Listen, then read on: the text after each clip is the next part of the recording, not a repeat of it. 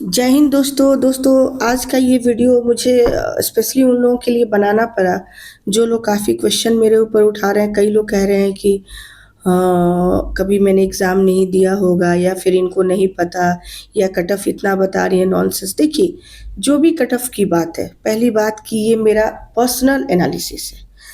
इसे आप देखना चाहें देख सकते हैं, नहीं देखना चाहें नहीं देख सकते हैं। वो आपके ऊपर डिपेंड करता है। मैंने सिर्फ एक नज़र में क्वेश्चन देख के बताया कि जाना चाहिए। हो सकता है उससे काफ़ी नीचे भी आ सकता है, 250-60 के बीच भी जा सकता है, कोई ज़रूरी नहीं है। पिछले बार 200 अगर 46 था तो 260 भी जा सकता है, 270 भी जा सकता है। मैंने ऐसा बिल्कुल एक बार नहीं खींचा और मैं कोई रिजल्ट देने के लिए नहीं हूँ। और ये सोशल मीडिया है, आप लिखने के लिए कुछ भी लिख सकते हैं, किसी भी तरीके के कमेंट्स लिखने के लिए आपको कोई रोक नहीं सकता। अच्छी हो बुरी हो, आप फ्री हैं।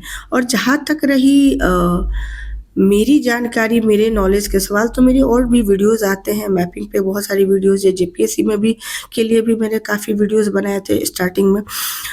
मेरे इंटरनेशनल पॉलिटिक्स पे वीडियोस शॉर्ट्स आते रहते हैं, ज़रा देख लीजिए, कुछ वीडियोस देख के बताइएगा कि आप लोगों की जो भी है। मैं चाहती हूँ कि सब लोग, जितने लोग भी मेरे वीडियोस को देखते हैं, जितने लोग भी, क्योंकि मेरा स्टार्टिंग है, कॉन्फिडेंस की कहीं ना कहीं स्टार्टिंग में प्रॉब्लम होती है, तो जितने लोग भी मेरे वीडियोस को देख रहे हैं, मैं चाहती हूँ वो मेरे से बेहतर हो। सही में मैं चाहती हूँ उनसे, मेरे से बेहतर हो, मेरे से ज़्यादा जानने वाले हों, उनके नॉलेज, उनके इंटेलिजेंस लेवल बहुत अच्छी हो। ये अच्छी बात है, हमारे देश के लिए, सबके लिए अच्छी बात है। बट कुछ वर्ड्स की लिमिटेशन होनी चाहिए, हर इंसान के लिए होनी चाहिए। क्रिटिसिज्म आप कर सकते हैं, आप फ्री हैं, बिल्कुल फ्री हैं। लेकिन उस क्रिटिसिज्म करने के बाद आपको मिलता क्या है? सुकून। अगर मिलता है तो बेशक कीजिए, अदरवाइज मत वीडियो देखिए। क्या ज़रूरत है हर किसी की वीडियो देखने की, हर किसी के एनालिसिस देखने की? आपको ज़रूरत कहाँ है? आप बाउंड नहीं है किसी के एनालिसिस देखने के लिए। मेरे को एक नज़र में जो लगा, मैंने उसको इमीडिएट वीडियो बनाया।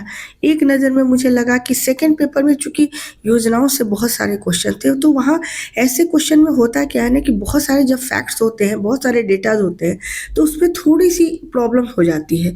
तो वो एक तरह से मॉडरेट लेवल के क्वेश्चन थे। बट जो फर्स्ट पेपर था, वो अगर आप जेन्युइनली उन क्वेश्चन को देखेंगे, तो आपको लगेगा कि बहुत डिफ़िकल्ट क्वेश्चन नहीं था। जिन्होंने भी रेगुलर क्वेश्चन की प्रैक्टिस की होगी, जिन्होंने भी न्यूज़पेपर को पूरे 1 साल अच्छे से पढ़ा होगा, मैगज़ीन्स को कवर किया होगा, न्यूज़ सुना होगा, और जो भी कंटिन्यूटी जिन्होंने मेंटेन रखी होगी, फर्स्ट पेपर की मैं बात कर रही हूँ, उनके लिए बहुत डिफ़िकल्ट क्वेश्चन नहीं थे। बहुत डिफ़िकल्ट लेवल की, जैसे एग्रीकल्चर से भी क्वेश्चन पूछा जाता है, तो उसमें कभी-कभी तो वैरायटी दिया जाता है फसल की। इस बार वैसे क्वेश्चन भी बहुत सारे ऐसे नहीं थे। इसमें कौन फसल है, एक था अरहर था, उसमें दाल है, अरहर दाल है। तो ऐसी-ऐसी बहुत सारी चीज़ें हैं, जैसे एनवायरनमेंट से रिलेटेड जो क्वेश्चन थे, वो भी ऐसे क्वेश्चन नहीं थे कि बहुत कॉम्प्लिकेटेड थे, आपको बहुत टाइम टेकिंग थे क्वेश्चन। देखिए, अगर आपकी प्रिपरेशन कम है, तो डज़न्ट मीन कि कट ऑफ नीचे ही चला जाएगा। ये ओवरऑल सबका इवैल्यूएशन होता है वहाँ पे। और किसी का अगर कट ऑफ कम जा रहा है, तो इसकी मतलब एक ही है, परेशान होने की ज़रूरत नहीं है। उसका मतलब ये है कि आप अपनी स्टडी को बेहतर करें। आपने कह दिया कि ये नॉनसेंस इनका है, इवैल्यूएशन जो भी ये बता रही है एनालिसिस नॉलेज, मैंने मान लिया कि नॉनसेंस है, बिल्कुल मान लिया। आपकी बातों से मैं कंप्लीटली एग्री करती हूँ। लेकिन अगर उस वर्ड के यूज़ करने से आपका रिज़ल्ट आता है और आपका फाइनल सिलेक्शन होता है, तो बहुत अच्छी बात है। फिर आगे भी आप लोग ऐसे कमेंट्स करते रहिए। मैं किसी को देखिए हतोत्साहित करने के लिए ये मैंने कट ऑफ नहीं बताया। एक कोई भी अपना एक रेंज बताता है क्वेश्चन को देख के। पैटर्न से हम बहुत कुछ नहीं कहते, क्योंकि जेपीएससी का पैटर्न बहुत फ्लक्चुएट करता है, बहुत ज़्यादा फ्लक्चुएट करता है।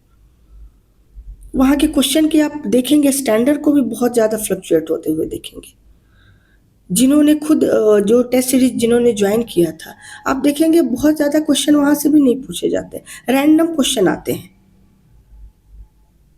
तो इसलिए आप अपनी जितनी इंटेलिजेंस है, आप मेरी वीडियोस को देखें ना देखें कोई फ़र्क नहीं पड़ता आपके सिलेक्शन पे। अगर कुछ चीज़ें आपके लाइफ में ऐड ऑन होती हैं नॉलेज में, आपके सिलेक्शन में, तो बेशक देखिए, अदरवाइज़ मत देखिए मेरे वीडियोस को। मैं बहुत अच्छे से आप लोगों को कह रही हूँ, मत देखिए, कोई ज़रूरी नहीं है। सोशल मीडिया से दूर रहिए। आपको लगता है कि वर्थ है इनका देखना, तो देख लीजिए, बट इन कमेंट से बचिए। आप ये बिल्कुल शो नहीं कर रहे हैं कि आप एक एडमिनिस्ट्रेटर बनने जा रहे हैं इन चीज़ों से।